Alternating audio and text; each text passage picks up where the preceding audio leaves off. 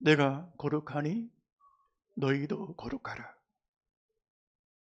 신년 첫 주일 강단에 주시는 말씀이 금년의 삶의 목표가 되고 삶의 길이 되고 문제를 풀어가는 원리가 되고 기업을 경영하는 철학이 되고 학업에 전념하는 뜻이 되고 사역에 정해주신 표대가 될 수 있게 되기를 주의 이름으로 축원합니다. 새해가 되면 사람들마다 마음을 새롭게 하여 새로운 목적을 정하고 목표를 정하여 금년의 계획을 세우는 시간을 갖게 되었습니다. 공부하는 학생들은 좋은 대학 가는 것이 목표가 될 수가 있고, 직장인들에게는 직장에서 성공적인 직장 생활하고 승진하는 것도 또 다른 목표가 될 수가 있습니다. 또한 경제적인 어려움 중에 이 모든 문제들을 해결하고 원하는 성공을 얻고 부를 얻는 것도 인생의 목표라고 할 수가 있습니다. 그러나 이 세상에는 성공을 목표로 삼고 행복을 목표로 삼고 부를 목표로 삼는 사람들은 많으나 거룩함을 목표로 삼는 사람들은 많지 않습니다.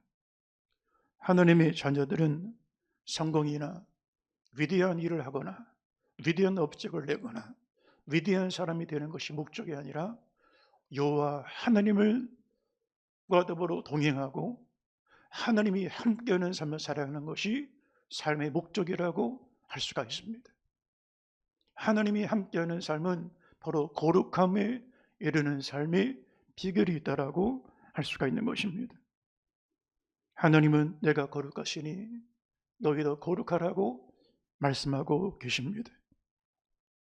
거룩하신 하나님이 함께할 수 있는 비결, 하나님이 동의하시는 성도의 삶, 이 죄악된 세상을 이겨내고 승리하는 삶을 살아가는 비결, 하나님이 주신 언약의 말씀에 따라서 축복의 가난, 기업을, 산지를 개척해 나갈 수 있는 승리의 비결, 축복의 비결이 그 시작점이 거룩함에 있다라고 할 수가 있는 것입니다. 거룩함이 인생의 출발점이요 건축의 기초라고 할 수가 있는 것입니다. 거룩이 없는 성공, 거룩함이 없는 지식, 거룩이 없는 명성, 거룩이 없는 재물은 모래 위에 세워진 것입니다.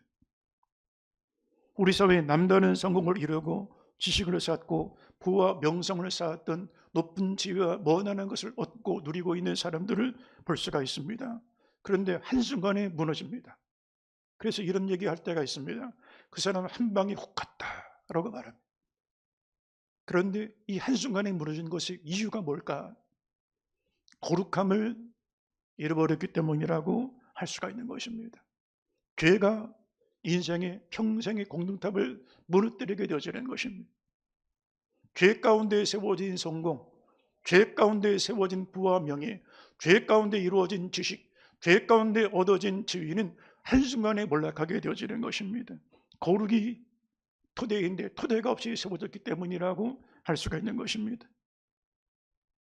20세기 유명한 기독교 영성신학자 가운데 프란시스 셰퍼라고 하는 영성신학자가 있습니다.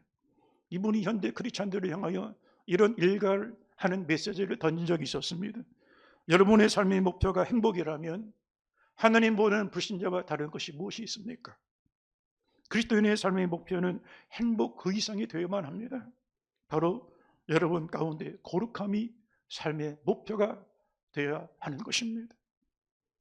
거룩함이 있어야 하나님 앞에 나갈 수가 있습니다. 거룩함이 있어야 하나님이 그 인생에 동행하시고 역사하시는 삶을 살아가게 되어집니다. 거룩함이 없이는 하나님 앞에 나갈 수 없다라고 말씀하고 있습니다. 히브리서 12장 14절을 같이 보겠습니다. 모든 사람으로 더불어 화평함과 거룩함을 따르라. 이것이 없이는 아무도 주를 보지 못하리라. 세상에 왕과 영웅이라 하더라도 부와 명성을 가졌다 할지라도 거룩함이 없이는 하나님 존전 앞에 나갈 수가 없습니다. 하나님과 연합된 삶을 살아갈 수 없습니다. 거룩함이 있어야 하나님과의 만남이 있고 하나님을 알아갈 수 있고 하나님이 그의 인생에 동행하시는 삶을 살아가게 되어지는 것입니다. 공동탑이 무너지리라고 하는 얘기를 할 때가 있습니다. 사람이 예수가 힘써서 성을 쌓아가려고 평생의 기업을 세워갑니다. 그러나 고르기 무너진 공든탑은 한순간에 무너집니다. 우리나라 그동안에 많은 대통령들이 권력의 정점에 정치적인 공든탑을 세웠지만 한순간에 다 무너졌습니다.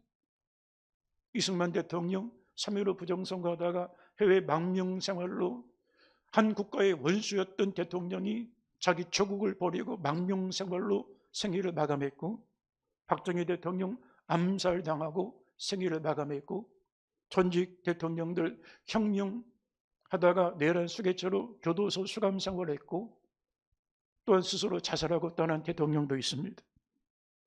한순간에 무너지는 것입니다. 공동탑이 무너지랴 예 무너집니다. 우리나라 굴지 대재벌들, 대우그룹, 국제그룹, 한보, 신동아그룹, 명성그룹 다 해체되고 사라졌습니다. 지금 대우그룹이 어디가 있습니까? 한보가 어디가 있습니까? 총수일가들이 공동탑이 한순간에 무너집니다. 국회의장이 자기 의장 사저에서 검찰에 구속당한 적이 있습니다. 성추행 문제 때문에 6선, 7선 의원을 지냈습니다. 평생의 정치인의 공동탑이 한순간에 무너집니다. 청와대 비서실장, 정무수석, 장차관들, 검찰총장을 비롯하여 우리 사회를 대표하는 지도자들과 지식인들이 무너지는 것을 보았습니다. 왜 무너질까? 죄 때문에 무너지는 것입니다. 눈에 보이지도 않는 죄 때문에 공동탑이 무너지는 것입니다. 거룩함이 토대인데 거룩함의 기초가 없는 인생은 이처럼 무너지게 되어지는 것입니다. 우리 사회의 큰 명제들을 보면 연말, 연시, 지금 새해가 시작될 때 여러분 방송, 언론 모든 분야에서 얘기하는 것이 빨리빨리 성공하는 법, 빨리빨리 부자 되는 법, 돈 10억 빨리 모으는 법, 원하는 처세하는 법, 이게 대세입니다. 그러나 우리 사회 신년을 시작할 때 이 사회 정신적인 영적인 세계에서 거룩함에 대하여 얘기하는 사람이 어디가 있습니까? 여러분 성공이 먼저입니까? 거룩함이 먼저입니까? 10억 버는 게 먼저입니까? 거룩함이 먼저입니까? 한 언론에서 중고등학교 아이들에게 만약에 10억이 주어지면 교도소도 1년 동안에 들어가도 좋다고 생각하냐는 질문에 예라고 하는 아이들이 중학교보다 고등학교가 많고 학년이 올라갈수록 더 많다는 얘기가 나왔습니다. 돈 10억이 중요합니까? 거룩함이 중요합니까? 그렇다면 우리 신년, 우리 대한민국 사회 구성원들 모두에게 무엇이 먼저 목표점으로 제시되어야만 합니까? 거룩함이 먼저인 것입니다. 오늘 우리 시대에 거룩함을 말하는 것이 점점 희귀해졌습니다. 세상은 죄악으로 관영해 나가는데 교회 안에서조차 거룩을 말하는 메시지가 듣기 어려운 시대가 되었습니다. 세상과 교회와 세상 사이의 거룩함에 구별된 경계가 사라졌습니다. 거룩한 성도들을 가리켜서는 월드 크리스찬, 세계를 품은 크리스찬이라 말하고, 거룩의 경계를 잃어버린 신자들을 향해서는 월드리 크리스찬, 세속화된 신자, 교회 다니지만 세상 사람, 똑같은 사람들 이렇게 얘기하게 되어지는 것입니다. 조선시대 때 이판사판이라는 말이 있었습니다. 불교가 탄압을 받을 때 사찰을 유지하기 어려운 승려들이 사찰의 명맥을 유지하기 위하여 시장에 나가 장사를 하고 자벽을 하면서 승려의 법문을 잃어버렸을 때 그들을 가리켜서 사판승이라고 그랬고, 이판성들은 이 죄악된 세상 다 싫다. 그래서 세상 등지고 속세를 등지고 아예 참선하고 도 닦는 일만 전념했던 그런 수도승들이 있었습니다. 그들을 가리켜서 이판승이라고 그랬습니다. 그런데 이 불교가 타락한 다음에는 구별점이 다 무너졌습니다. 그래서 이판승이나 사판승이나 다 똑같아졌다. 불교를 믿는 사람이나 세상 사람이나 똑같아졌다는 거예요. 오늘 교회가 점점 교회의 정체성, 구별된 공동체, 구별된 신앙, 거룩함의 경계가 무너지고 있습니다. 한 발은 교회에, 한 발은 세상에. 그래서 예수를 믿지만 세상 사람들이 먹는 거 똑같이 먹고 입는 거 똑같이 입고 꿈꾸는 거 똑같이 야망을 가지고 똑같은 길에 똑같은 목적과 똑같은 행복을 추구하며 살아갑니다. 지금은 교회 다닙니까? 라고 물어야 될 시대가 아닙니다. 당신은 거룩함을 이루고 있는 신자입니까? 를 물어봐야 됩니다. 당신은 교회 다닙니까? 교인입니까?를 물어볼 게 아니라 거룩함에 이르는 신자입니까?를 물어봐야 되는 것입니다. 거룩이라는 말은 하기오스라는 말이고 카도시라는 말인데 완벽하게 순수한 상태, 헌신된 상태, 구별된 상태를 말하는 것입니다. 0.001%의 오염도 더럽힘도 없는 그 완전한 순결함, 완전한 헌신됨, 완전한 구별됨을 말하는 것입니다. 쉽게 말하면 구별됨을 말합니다. 가정에 예전에 집안에 큰 명절이 있을 때 가부장적인 사회 속에서 아버지의 생일이 맞이하면 1년 내내 안 쓰던 그릇을 꼭 그날에만 꺼낼 때가 있습니다. 그리고 어머님이 뭐라고 하시냐면 이 그릇은 아버지 생일 때만 쓰는 그릇이야. 다른 용도로 안 씁니다. 그 생일날만 위해 씁니다. 완전히 구별되는 것입니다. 용도가 구별되는 것입니다. 거룩함은 무엇이냐? 하느님께 구별된 것이고 다른 용도로 쓸 수 없는 것을 거룩함이라 말합니다. 우리 몸, 거룩한 성전입니다. 함부로 세상 용도로 쓰면 안 됩니다. 하나님의 것으로 너희가 그리스도의 값으로 사신 바 되었으니 너희 몸으로 하나님 앞에 영광을 돌려라.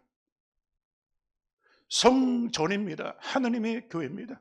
아버지의 집입니다. 그러면 아버지 집의 용도로 써야지 다른 용도로 쓰면 안 되는 것입니다.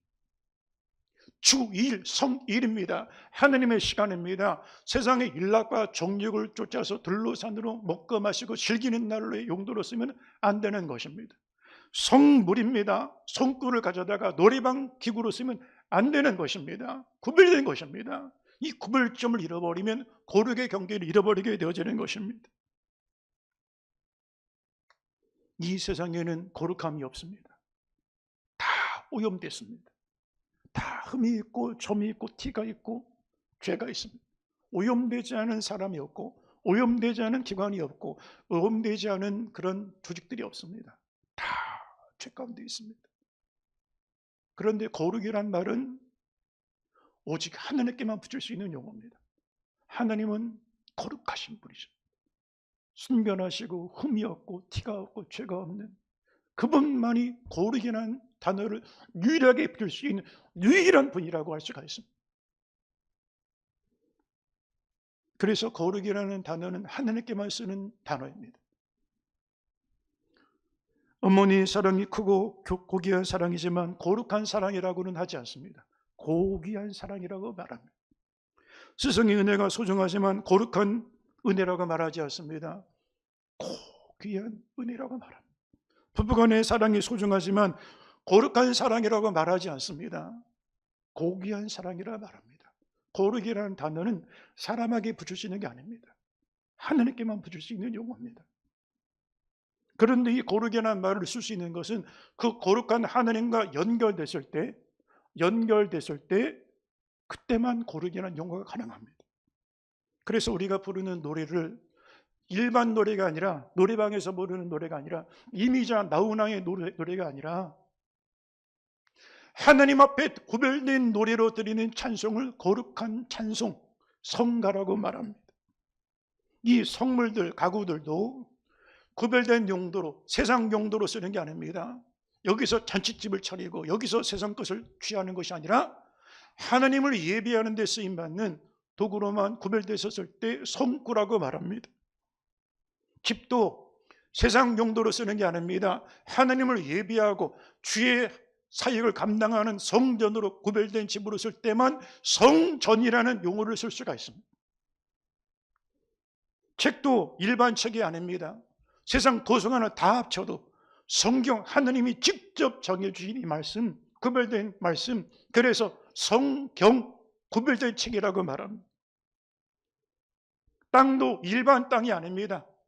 하나님의 임재하시는 땅, 거룩한 성지라고 말합니다. 물질도 하나님 앞에 드려진 것을 세상 용도로 쓰는 게 아닙니다. 거룩한 성물이라고 말합니다. 시간도 그냥 세상 일하고 세상 일 몰두하고 그렇게 즐기고 먹고 마시는 시간이 아니라 하나님의 시간, 구별된 시간, 이건 우리 마음대로 쓸 수 있는 게 아닙니다. 하나님의 것이니 침범하면 안 되는 것입니다. 성일이라고 말합니다. 사람도 우리가 세상의 사람들이 아닙니다. 우리는 구별된 자들입니다. 그래서 하느님께 연합한 자들 성도라고 말하게 되었습니다.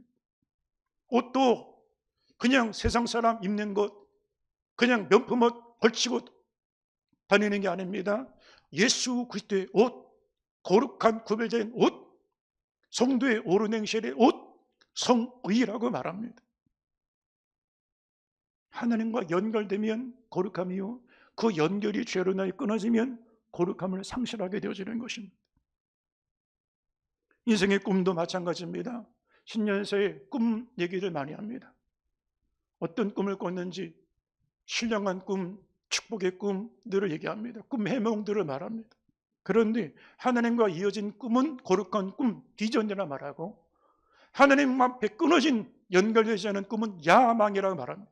인간의 욕심이 만들어내는 야망, 야망과 비전은 같을 수가 없는 것입니다. 죄는 하나님, 거룩하신 하나님과 우리 사이의 연결을 끊어놓습니다. 거룩함의 경계를 무너뜨립니다. 노아 시대 하나님의 아들들이 사람의 딸들을 사랑하여 함께 결혼하는 모습을 보고 하나님이 탄식하셨습니다. 구별된 자들이 구별되지 않은 가정을 세우려고 한다. 거룩한 자녀들이 거룩한 가정이 아니라 세상의 가정을 세운다. 탄식을 하셨습니다. 그리고 성령을 거두시니 사람이 육체가 되고 말았습니다. 영적으로 죽은 자들이 되고 만 것입니다. 먹고 마시고 즐기는 것이 전부가 되는 그런 사람이 되고 말았습니다. 그리고 홍수 심판이 찾아왔습니다. 어느 목사님이 전도사 시절에 동창 친구가 술집을 차렸는데 그 동창의 모임을 그 친구가 차린 술집에서 한다는 얘기를 듣고 그냥 친구들 만나보고 싶어서 갔더니 어두컴컴한 방마다 거기서 아주 어두컴컴한 자리에서 술잔을 붓고 마시고 하는 모습을 보고 그 전도사였던 그분이 친구한테 야, 좀 밝은 데서 먹으면 안 되냐? 왜 이렇게 어두컴컴하냐? 그랬더니 친구들이 하는 말이 야, 모르는 소리 하지 마라. 어두운 데서 먹어야 술도 맛이 있고 어두워야 분위기도 있다. 여러분, 어두워야 얼굴도 아름답게 보인다는 거예요. 어두워야 분위기가 성성이 된다는 거예요. 세상은 거룩함으로 나오려고 하지 않습니다. 빛 가운데 나오려고 하지 않습니다. 어둠 속에 있는 걸 좋아합니다. 어둠 속에 있어야 감출 수가 있어요. 내 얼굴에 티도 감출 수가 있고 내 마음에 죄도 감출 수가 있어요. 거룩함으로 나오려고 하지 않아요. 그동안 한국교회는 이 거룩과 세속의 경계를 잘못 이해하며 살았습니다. 이분법적으로 교회는 거룩한 곳, 세상은 속된 곳. 그래서 기도할 때, 대표 기도할 때 이렇게 기도합니다. 하나님, 일주일 동안에 세상 속에 찌들어서 죄 가운데 있다가 이제야 거룩한 성전에 남았습니다 라고 말합니다. 그런데 여러분, 우리는 지금 신약 시대를 사랑합니다. 은혜 시대를 사랑합니다. 예수께서 십자가에 달려 못 박혀 죽임을 당하실 때 휘장이 갈라져서 거룩의 경계가 이제는 세상 속에 주의 성령의 임재하심 가운데 예수의 이름으로 무장한 성도들이 진리의 말씀에 갑주를 입고 나가는 그곳이 거룩한 땅으로 바뀌어지게 되어지는 것입니다. 교회는 거룩한 것이고 세상이 죄악된 곳이 아닌 것입니다. 빛의 자녀들이 빛의 복음을 증거하는 그곳이 거룩한 곳입니다. 진리의 자녀들이 거짓된 세상에서 진리의 말씀 안에 살아가는 거기가 거룩한 곳입니다. 모세가 40년 동안에 미디안 이드로의 양머리를 치고 초에 붙여서 살아가는 중에 있을 때 가시나무 떨기에 불이 꺼지지 않고 타오르는데 여호와 하나님께서 불 가운데 모세를 부르십니다. 모세야, 내가 선 곳은 거룩한 곳이니 내 발에서 신을 벗어라. 모세가 서 있는 땅이 거룩한 땅이 아닙니다. 그냥 척박한 광야입니다. 양들과 소들이 똥오줌 싸고 거기에서 버려놓는 그냥 똥풀들이 그냥 가시덤불들이 흩어져 버리는 그런 버려진 땅입니다. 근데 하나님이 거룩한 곳이라 말씀하십니다. 왜요? 하나님이 임재가 있고 부르심이 있고 말씀이 선포되고 믿음의 순종이 있는 거기가 거룩한 곳이라는 것입니다. 성경의 다니엘과 느헤미야가 근무했던 것은 왕궁이었습니다. 오늘날로 말하면 청와대, 비서실에서 근무하게 되어지는 것입니다. 총리 관저에서 근무하게 되어지는 것입니다. 여러분, 그런데 정적들 중에 가장 많은 정적들이 있는 곳이 청와대입니다. 왕궁 정보종합청사였습니다. 그런데 이곳에 우상 숭배자들 정적들이 일어나 다니엘과 느헤미야를 모해를 하고 누명을 씌우고 넘어뜨리려고 하지만 다니엘과 느헤미야는 그곳에서 부르심을 입고 사명을 감당했습니다. 느부갓네살 우상 숭배하는 왕을 섬기는 그 자리에 다니엘은 거룩한 자로 거룩한 산지를 세워가는 인물이었고, 느헤미야는 바사의 왕 그 수상궁에서 바사 왕의 비서실장으로 술관원으로 비서실장의 역할을 감당하는 그곳, 정적이 있고 음모가 있고 골모 술수강이 있는 우상 숭배에 쳐들어 있는 그 왕궁이 거룩한 사람이 가니, 느헤미야가 가니 거룩한 땅으로 바뀌어지게 되어지는 것입니다. 사랑하는 성도 여러분, 세상이 죄악으로 더럽혀졌다고 말하기 전에 저와 여러분이 거룩한 사람에 대하여 여러분이 가는 곳이 거룩한 곳으로 바뀌어지는 은혜가 있게 되기를 주의 이름으로 축원합니다. 할렐루야, 할렐루야. 오늘의 말씀은 거룩에 대한 말씀입니다. 레위기를 읽었습니다. 여러분, 이스라엘 부모들이 자녀들에게 성경을 가르칠 때 창세기부터 읽으라고 하지 않습니다. 출애굽기를 먼저 읽으라고 하지 않습니다. 제일 먼저 읽게 만드는 게 뭐냐? 말을 배울 때 모세율법 중에 제일 먼저 레위기를 가르칩니다. 창세기와 출애굽기는 창조와 구원을 말하고 레위기는 예배와 거룩함을 말합니다. 그런데 아이들에게 말을 배울 때 레위기를 가르치는 이유가 뭐냐? 너는 세상 가난한 사람이 아니야. 너는 애굽 자녀들이 아니야. 너는 바벨론 사람이 아니야. 애굽의 성공을 따라가고 바벨론의 교육을 따라가고 아수르의 힘을 따라가는 사람이 아니야. 너는 하나님 앞에 거룩한 구별된 사람이야. 너는 말하는 게 달라야 돼. 너는 하나님의 말을 해야 돼. 너는 입는 게 달라야 돼. 명품 거치는 게 꿈이 아니야. 너는 거룩함을 입어야 돼. 너는 날들을 거룩한 날로 구별해야 돼. 주일을 하나님의 날로 안식일로 지켜야 돼. 너는 물질을 거룩하게 써야 돼. 11조와 봉헌물과 토지의 소산물의 천열매를 하나님 앞에 드려야 돼. 물질의 주권이 달라져야 돼. 거룩함을 먼저 가르치는 것입니다. 지금 우리 사회 부모들이 자녀들에게 뭘 먼저 가르칩니까? 너 빨리빨리 공부해야지. 너 좋은 대학 가야지. 그리고 끝나면 뭐라고 말합니까? 너 좋은 직장 가야지. 너 그리고 시집장가 잘 가서 아들, 딸 잘 낳고 잘 먹고 잘 살아야지. 그 다음은 뭡니까? 마지막에 거룩이 없어서 무너지고 나면 무슨 소용이 있습니까? 그런데 이스라엘 백성들은 자녀들에게 거룩함을 먼저 가르친다는 것입니다. 그게 레위기입니다. 레위기는 거룩에 대하여 강조하고 있습니다. 먹는 것의 거룩. 그래서 책임질을 하고 족발에 갈라지고 그런 육식만 먹을 수가 있고 그렇지 못한 것은 먹지 못하겠습니다. 아니, 왜 먹는 것까지 이렇게 하나님이 구별해 놓으셨을까? 세상 사람 먹고 마시는 거 너희도 먹고 마시지 말라는 거예요. 먹는 것이 달라야 된다는 거예요. 그리고 입는 것도 거룩함을 말합니다. 섞어 짠 옷을 입지 마라. 면직과 모직을 섞어서 짜지 마라. 남자와 여자의 옷을 혼동해서 입지 마라. 구별해서 입어라. 말하는 것의 거룩. 너는 진실을 말하고 거짓 증인들의 말을 하지 마라. 재판에 대한 거룩. 부자라고 힘 있는 자라고 도와하지 말고 가난한 자라고 약한 사람 도와야 된다고 편벽되게 재판하지 말라는 것입니다.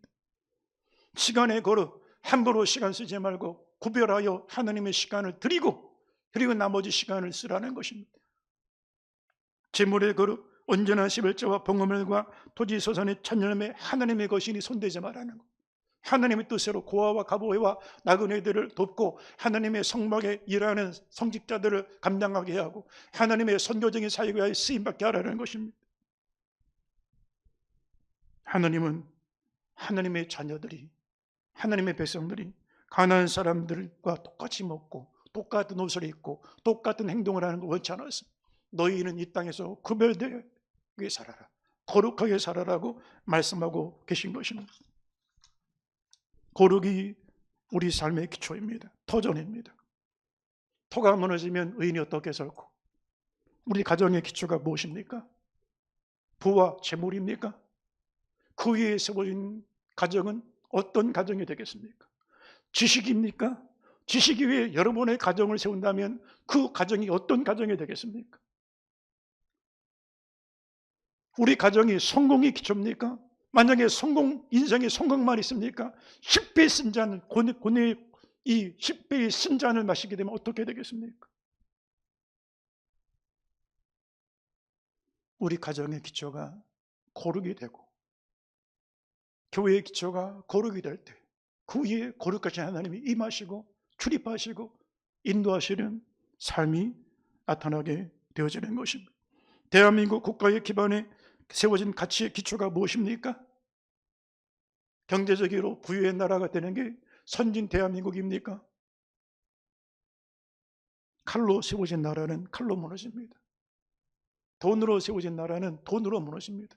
돈 때문에 국민들이 행복할 것 같은데 돈 때문에 국민들이 불행해집니다. 일본이 무력으로 전쟁을 일으켰는데 핵무력 때문에 무너지고 말았습니다. 패망하고 말았습니다. 혁명으로 일어선 나라는 혁명으로 무너집니다. 공산주의가 1917년 볼셰비키 공산주의 혁명으로 등장을 했는데 자유와 물결 때문에 그 혁명으로 시민혁명으로 공산주의 소련 국가가 무너지고 말았습니다. 대한민국은 예수 잘 믿는 나라가 될 수 있게 되길 바랍니다. 할렐루야, 할렐루야. 하나님의 말씀에 의에 세워지는 나라, 사랑하는 조국 대한민국이 될 수 있게 되기를 주의 이름으로 축원합니다. 이스라엘 나라의 건국의 기초는 거룩이었습니다. 출애굽기 19장 15절 이하를 한번 읽어보겠습니다. 세계가 다 내게 속하였나니 너희가 내 말을 잘 듣고 내 언약을 지키면 너희는 열국 중에서 내 소유가 되겠고 너희가 내게 대하여 제사장 나라가 되며 거룩한 백성이 되리라. 이는 너는 이 말을 이스라엘 자손에게 구할지니라. 시내 광야에서 아직 가나안 땅에 들어가지도 않았어요. 영토도 없습니다. 지금 난민 신세입니다. 정착지가 없는 지금 광야 생활 노숙자들입니다. 그런데 하나님이 건국 선언을 하게 하셨습니다. 이스라엘 나라는 이렇게 세워질 것이다. 건국 선언을 하게 하셨습니다. 율법, 헌법을 제정하게 하셨습니다. 헌법 정신의 기초가 뭐냐? 이스라엘은 제사장 국가, 거룩한 나라가 될 것이라는 것입니다. 할렐루야, 할렐루야. 우리 대한민국이 약속의 땅, 가나안 땅에 들어갈 것이냐, 못할 것이냐, 그게 중요한 게 아닙니다. 금년에 우리가 성공할 거냐, 성공하지 않을 거냐, 그게 중요한 게 아닙니다. 거룩함을 이룰 것이냐가 더 중요한 것입니다. 이스라엘 백성이 가나안 땅에 들어가서 정복할 거냐, 정복하지 못할 거냐, 그 땅을 차지할 거냐, 차지하지 못할 거냐가 중요한 게 아닙니다. 잘 되고 잘 사는 게 중요한 게 아닙니다. 거룩함이 더 중요한 것입니다. 성결이 먼저입니다. 거룩은 세상을 이기는 능력입니다. 거짓이 만연된 세상에서 거룩한 진리의 띠를 뜨고 살아갈 때 세상을 이기는 힘이 되었습니다. 제가 아는 안수 집사님이 강화도 축협에서 전무로 사역하다가 은퇴를 했는데 평생 직장에 머물렀다가 은퇴를 했습니다. 근데 후임자를 뽑아야 되겠는데 후임자 중에 아주 무슨 회계사 자격증도 있고 또한 사회적으로 스펙이 좋은 그 후배를 거기다 앉혀놨더니 얼마 후에 부정한 일을 저지르다가 낙마하고, 그래서 이제는 다시 수소문해서 그 전무 자리에 또 스펙 좋고 실력 있고 능력이 있는 출중한 사람을 세워놨더니 또 낙마를 하고, 조합이 유지가 안 되는 거예요. 신뢰를 잃어버리니까. 그래서 이제 조합원 총회를 하는데 총회 참석하던 조합원들이 논의하다가 그러면 우리 그 거룩하고 정직하고 양심적으로 일했던 그 전무님을 불러다가 우리가 일을 맡기죠. 여러분, 오히려 거룩함을 지키고 정직하게 일했더니 오히려 다른 사람이 감당하지 못하는 일을 그 이상으로 감당하는 역사를 감당하는 것을 볼 수가 있습니다. 거룩이 세상을 이기는 강력입니다. 요셉은 죄를 이기는 거룩함으로 무장된 사람이었습니다. 보디발의 아내가 음란으로 유혹을 합니다. 요즘에 학교에서 학부형들 모임을 얘기를 들어보면 2차 가고 3차 가는 게 기본이랍니다. 연애 못하면 바보라고 하는 그런 취급을 받는 시대가 되었답니다. 음행의 죄를 여기지도 않습니다. 그런데 요셉은 거룩함으로 무장이 됐습니다. 하느님 앞에 이 거룩함을 잃어버릴 수가 없습니다. 목숨 걸고 목이 날아가는데도 거룩함을 지켜냅니다. 그리고 하나님이 그를 쓰시게 되어지는 것입니다. 다니엘은 왕이 4번이 바뀌는데도 총리직으로 70년 총리를 했습니다. 여러분, 왕들이 날아가는데, 자기가 모셨던 왕들은 사라지는데 그 밑에 총리가 제일 먼저 제거되는 게 마땅한데 제거되지 않고 4왕을 섬겼습니다. 느부갓네살 왕과 벨사살 왕과 다리오 왕과 고레스 왕까지 70년 총리직을 했습니다. 수많은 정적들이 함정을 파고 곤모술수를 가지고 그를 모의를 하고 덫을 만들어서 죽이려고 했을 때도 사자골에 집어넣고 우상숭배의 덫에만 빠지게 하려고 해도 다니엘은 목숨을 걸고 거룩함을 지켰습니다. 어떻게 70년 총리직을 감당했을까? 거룩하니 정적들이 그를 칠 수가 없는 것입니다. 김대중 정부 시절에 비서실장을 지냈던 약속교회 김중건 장로님이 있습니다. 당시 청와대에서 비서실장 제의가 들어왔는데 그분이 이렇게 얘기를 했습니다. 저는 한 가지 조건이 있는데 이 조건을 허락하시면 감당하고 그렇지 못하면 안 하겠습니다. 그 조건이 뭐냐? 주의를 지킬 수 있다면 비서실장하고 주의를 지키지 못하면 못하겠습니다. 저는 거룩한 사람이라는 거예요. 비서실장 이게 중요한 게 아니라는 거예요. 새 정부가 들어서고 장차관직을 세워가야 되는데 장관직을 제안하면 다 고사한대요. 근데 나는 장관하지 말고 차관직을 주세요라고 대답한다는 거예요. 왜요? 청문회 통과할 자신이 없는 거예요. 다 걸리는 거예요. 여기 걸리고 저기 걸리고. 능력 있고 실력 있는 사람 많은데 거룩한 사람이 없는 거예요. 거룩은 거짓된 세상을 이기는 능력입니다. 어떤 한 병원에 50대 남자가 신문지 2뭉치를 이렇게 싸가지고 병원 원장을 찾아왔습니다. 그리고 고개를 숙이고 이런 얘기하는 것입니다. 원장님, 20년 전에 제 아들이 4살이 됐을 때 목에 갑자기 큰 혹이 생겼는데 이 병원 찾아가도 이거는 손을 못 씁니다. 이거는 어떻게 손을 쓸 수 있는 방법이 없습니다. 고사를 하고 다른 병원 가도 같은 얘기를 하고 그래서 애가 죽게 됐는데 의사들은 손을 놓고 있고 그래서 마지막 희망을 가지고 이 병원을 찾아왔는데 똑같은 얘기를 하더라는 거예요. 선생님, 제 아이가 죽어도 좋으니까 선생님 딱 한 번만 수술해 주십시오. 그렇게 해가지고 수술했는데 이 아이가 기적적으로 20일 만에 살아났어요. 그런데 회복을 하고 퇴원해야 되겠는데 병원비가 없어요. 그래서 야밤에 아이를 끌어안고 도둑질하는 것처럼 도망을 치고 말았다는 거예요. 그 후에 아버지는 술에 잔뜩 빠져서 알코올 중독자가 됐습니다. 근데 이 아이는 아주 반듯하게 믿음 안에 성장을 해서 하나님의 은혜를 받고 이제 내가 목회자가 되겠다 꿈을 가지고 군대를 들어갔어요. 근데 군대에서도 아주 성실하게 믿음 안에 그렇게 근무를 하다 보니까 지휘관이 특별한 포상 상패를 줄 만큼 그렇게 인정받는 아이가 됐어요. 그 아이의 정성 어린 아들의 기도 때문에 이 아버지가 알코올 중독에서 이제 벗어나서 아주 신실한 집사가 됐습니다. 그리고 그 교회 새벽기도 자리에 나가서 재단에 엎드려 기도하는데 성령께서 어느 날 새벽기도를 하는데 이렇게 소리를 지르시는 거예요. 회개라. 20년 전에 네가 도둑질했던 죄에 대하여 묻더라는 거예요. 하나님, 제가 잘못했습니다. 저는 도둑놈이었습니다. 저는 사기꾼이었습니다. 은혜를 모르는 파렴치한 사람이었습니다. 용서해 주십시오. 저는 하나님 속이고 의사 선생님 속였습니다. 내 양심을 속였습니다. 그리고 돈을 어렵게 모아서 신문지 2뭉토기를 만들어가지고 그 돈을 꺼내놓고 원장님 용서해 주세요. 어떤 벌도 달게 받겠습니다. 뜨거운 눈물 흘리더라는 거예요. 그런데 병원 원장도 그 얘기를 듣다가 눈시울이 뜨거워지면서 이런 얘기를 하는데 내가 의사생활 수십 년 하면서 당신 같은 사람 처음 봤습니다. 당신 아들 제대하면 내게로 데려오라 오십시오. 내가 신학교 입학부터 졸업까지 그를 후원하겠습니다. 훌륭한 목사가 되게 기도하게 하겠습니다. 거룩은 거짓된 세상을 이기는 힘이요 강력이 될 수가 있는 것입니다.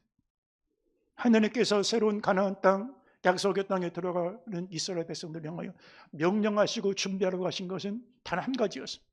너희는 칼과 창을 준비하여 무장해라. 군비를 무장해라. 무기 준비하라고 하지 않았습니다. 갑주를 입고 전쟁 준비하라고 하지 않았습니다. 거룩함과 성결함을 준비하라고 하셨습니다. 여호수아 3장 5절을 같이 한번 읽어보겠습니다. 여호수아 3장 5절. 여호수아가 또 백성에게 이르되 너희는 스스로 성결케 하라. 여호와께서 내일 너희 가운데 기사를 행하시리라. 지금 이 말씀은 요단강 앞에 서 있는 이스라엘이 가나안 정복 전쟁을 이제 전쟁 시작하기 전에, 출전하기 전에 주시는 마지막 전쟁 출발 전에 주신 명령이었습니다. 지금 전쟁터에 나가야 됩니다. 요단강을 건너야 됩니다. 그러면 너희는 돛담배를 준비하고 강을 건널 채비를 하든지, 아니면 전쟁터에 나가야 되는데 가나안 용병들과 싸워야 됩니다. 거인족속들을 상대해야 됩니다. 그러면 갑주를 입고 무기를 준비하라고 해야 정상적인 명령입니다. 근데 그 명령이 아닙니다. 너희는 거룩하고 스스로 성결케 해라. 너희 안의 죄를 제거하라는 것입니다.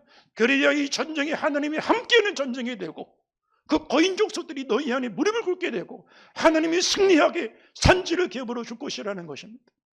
지금 시간의 강 나루를 건너서 2023년 시간의 강을 건너는 이 시간의 강가에 우리는 서 있습니다. 그런데 여러분, 이 새해를 넘어가기 전에, 새해를 맞이하는 첫 시간에 하나님은 우리 가운데 약속의 땅 가나안 땅을 가기를 원하냐? 그 땅에 가고 안 가고가 중요한 게 아니라는 거예요. 그 땅을 차지하고 안 차지하는 게 중요한 게 아니라는 거예요. 거룩함과 성결함을 스스로 무장하라는 거예요. 그러면 내가 너희를 약속의 땅으로 인도하리라. 내가 이 전쟁을 이기게 하리라. 이 가나안 사람들을 너희 손에 붙이리라. 사랑하는 성도 여러분, 금년에 가나안 땅 앞에 서 있는 저와 여러분에게 주신 명령이라는 사실을 믿으시기를 주의 이름으로 축원합니다. 우리가 장차 들어갈 천국은 죄악된 것이나 속된 곳은 들어갈 수가 없는 곳입니다. 거룩한 나라입니다. 오직 어린 양의 피로 죄사함 받고 새롭게 된 거룩한 자들만 들어갈 수 있는 곳입니다. 계시록 21장 27절 말씀을 보니까 무엇이든지 속된 것이나 가증한 일 또는 거짓말하는 자는 결코 그리로 들어가지 못하되 오직 어린 양의 생명책에 기록된 자들 뿐이니라. 거룩함만 자만 들어갈 수 있는 곳이라는 것입니다. 거룩은 세상의 물결을 막아주는 거룩한 뚝입니다. 한강에 아무리 홍수가 나도 우리가 이렇게 안전하게 삶을 살아갈 수 있는 이유는 뚝이 강물이 범람하지 않게 막아주기 때문입니다. 몇 년 전에 미국의 허리케인, 엄청난 태풍이 몰려들기 시작했을 때 뉴올리언즈 그 지역이 뚝이 무너져서 도시 전체가 다 잠겨버렸습니다. 도시 전체의 그들의 삶의 기업과 그들의 모든 직장과 일터들이 다 물에 잠기고 말았습니다. 거룩의 뚝이 무너지면 우리가 열심히 수십 년 동안 읽었던 가정, 직장, 산업, 사업, 부와 재물, 명성들, 그 죄악의 파도에 다 떠내려갑니다. 세상의 파도에 다 떠내려갑니다. 사망의 파도에 다 잠겨버립니다. 거룩이 경계의 뚝이 되어지는 것입니다. 그래서 네덜란드의 한 설교자는 주일 성수는 죄악의 물결로부터 우리를 막아주는 거대한 뚝이다. 주일이 무너지면, 예배의 뚝이 무너지면 그냥 죄악에 휩쓸려가게 되어지는 거예요. 세상 사람 말하는 대로 똑같은 말하고 세상 사람들이 꿈꾸는 것을 똑같이 말하는 사람이 되게 되어지는 거예요. 오늘 요한복음 17장은 예수님이 세상을 떠나기 전에 마지막 남긴 기도입니다. 유언을 기도로, 그래서 대제사장전 기도라고 말합니다. 그 기도의 내용이 무엇입니까? 아버지여 저들을 진리로 거룩하게 하여 주시옵소서. 내가 저들을 위하여 거룩하게 되어짐 같이 저들로 하여금 거룩하게 하여 주시옵소서. 그것이 마지막, 지금 성림교회와 지상의 모든 교회를 향하여 주께서 남기신 마지막 기도였습니다. 금년 안에 새해를 시작하면서 이 자리에 있는 모든 성도들은 위대한 일을 하고 위대한 꿈을 꾸고 위대한 사람이 되는 것이 목표가 되기 전에 하나님, 제가 구별되는 성도로 살겠습니다. 거룩한 삶을 살겠습니다. 이것이 신년 첫 주일 예배를 드리는 저와 여러분의 하나님을 향한 고백이 되고 서약이 되고 다짐이 될 수 있게 되기를 주의 이름으로 축원합니다.